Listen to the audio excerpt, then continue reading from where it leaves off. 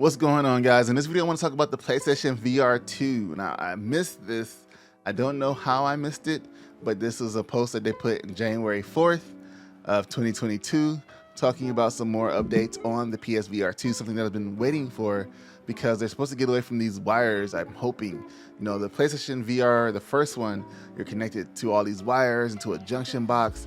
You have your camera set up, and I'm hoping they make this one more like the Oculus Rift, where it's a little bit more portable. I'm sure we'll have some kind of wires connected to the PlayStation itself, but that whole box and camera situation was a lot. You had to make sure you had your motion sensor controllers in front of the camera the whole time, and it really kind of took away from being able to immerse yourself really into PSVR. But with the Oculus Rift and HTC Vive technology, where you don't even have to have all those wires and connections all over the place, you just have the controllers and you can move around where you want to. I think we might see that coming on with the PSVR2, and that's what we're going to take a look at right here on the screen. They have a blog post that said, "Happy New Year, everyone." And it's my great pleasure to start off 2022 with news on our next generation virtual reality system for the PS5 console, starting with the official name, PlayStation VR2, and our new VR controller, the PlayStation VR2 Sense controller. Now, they don't have a showing of what the new helmet looks like.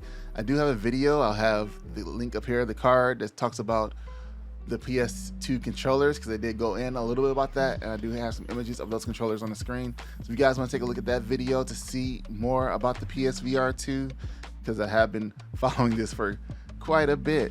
So it says, building upon our innovations from PlayStation 5, PlayStation VR2 adds a new next-gen experience with high fidelity visuals, new sensory features, and enhanced tracking, along with a simplified single cord setup. So it's still going to have a cord. I'm guessing that cord is just going to go to the system. I'm hoping it gives you enough slack and you're not pulling your system off of the table, but it is something that we'll have to see. I'm pretty sure that's where that cord is going to, not the 5 heavy cords that you got to plug into the box, and then you got to plug the box into the system, and you got to put the camera into the system, and you got to have the camera into the box, and the box to the TV. Visual fidelity. So it looked like for the single cord setup, we got visual fidelity. For a high fidelity visual experience, PSVR2 offers 4K HDR, 110-degree field of view, and foveated rendering. I guess that's field of vision rendering with an OLED display. Players can expect a display resolution of up to 2000 by 2040 per eye and smooth frame rates of 90 to 120 Hertz.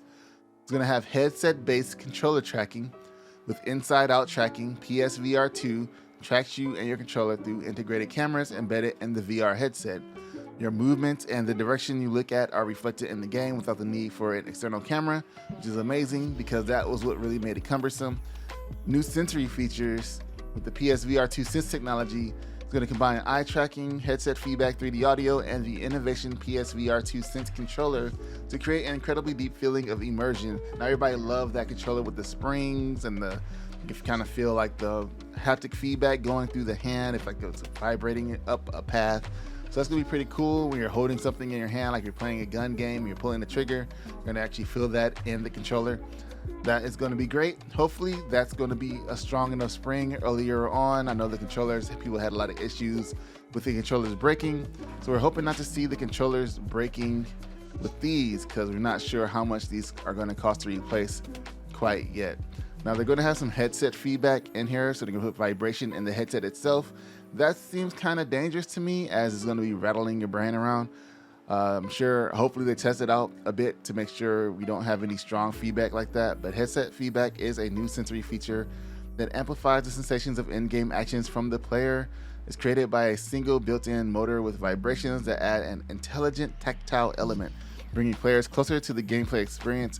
For example, gamers can feel a character's elevated pulse during tense moments, the rush of objects passing close to the character's head, or the thrust of a vehicle as the character speeds forward. Additionally, PS5's Tempest 3D audio tech makes sounds and the player's surroundings come alive, adding to this new level of immersion. gonna have some eye tracking going on. It's gonna detect the motion of your eye, so a simple look in a specific direction can create an additional input for the game character. This allows players to interact more intuitively in new and lifelike ways, allowing for heightened emotional response and enhanced expression that provide a new level of realism in gaming. So that might be a little bit more advanced than the Oculus. I haven't used the Oculus yet, but I don't recall it having the eye tracking motion in there where you can just kind of like glance up or glance down, and it'll allow you to kind of see around your surroundings that way. I say this because so many people have run into a lot of things, as we've seen with the Oculus Rift on TikTok and stuff. It's kind of crazy. But I think what we're going to see here is there still might be some issues. One of the things you're definitely probably going to want to do is still sit down when playing it, because with it being a cord system, you don't want to accidentally run off and pull whatever your cord is attached to. All of these advancements in the PlayStation VR2 combined with the haptic feedback and adaptive triggers from the PSVR2 Sense controllers enable players to feel and interact with games in a much more visceral way.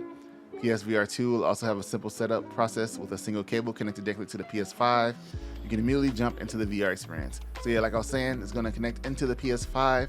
You don't want to accidentally pull that off any of your shelves or whatever you have it on, especially if you have it connected up on the wall and some cool wall connection.